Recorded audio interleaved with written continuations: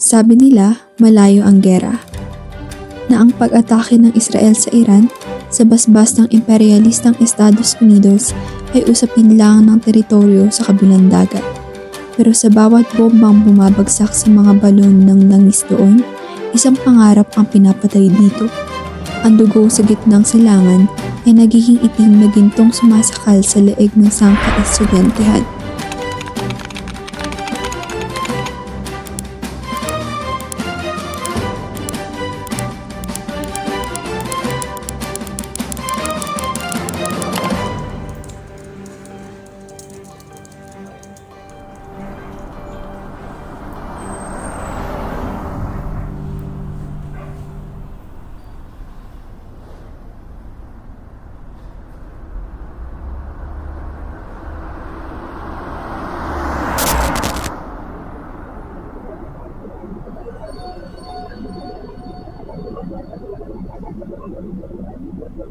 Tignan mo ang mundo sa lente ng nakaraan bago kalamunin ng kasalukuyan.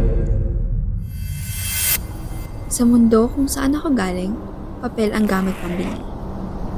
Isang pirasong papel na may mukha ng tao. Pambayad sa jeep, pambili ng kwek-kwek. Weird, 'di ba? Pero dito, iba ang usapan. Kuya, magkano sa Balalak yun? Dalawang Manuel Quezon yan. Po?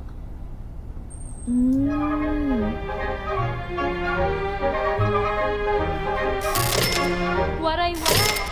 Hindi Kami nang bahala dito. Waray-waray. Handang Para sa bayan.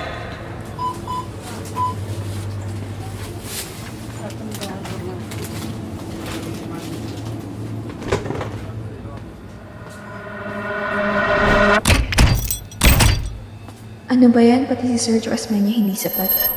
Canteen, 80 pesos. Photocopy, 50 pesos. Tubig, 20 pesos. Pamasahe kanina, 18 pesos. Ang natitira sa 250 ko ay pang-uwi na lang.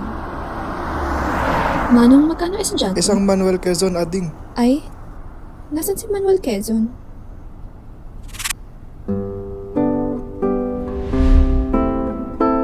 Ay, wala. Maglalakad na nga lang ako.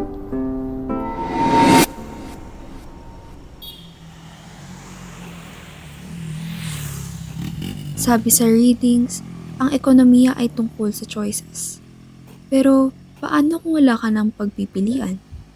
Kapag ang bawat hakbang pauwi ay katumbas na ng isang meal na pinagkait mo sa sarili mo.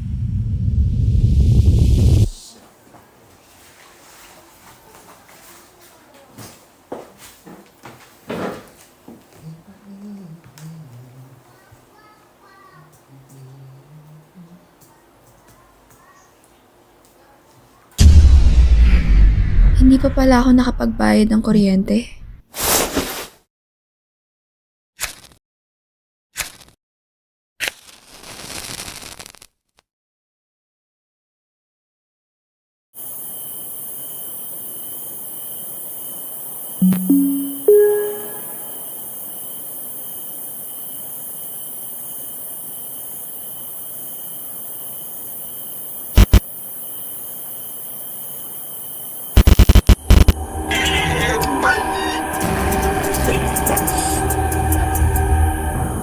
Tapos na ang iyong oras sa panonood.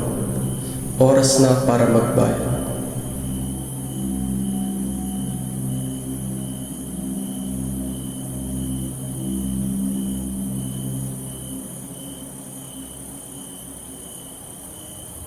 Ang nakaraan ay isang luho na hindi mo na kayang bayaran.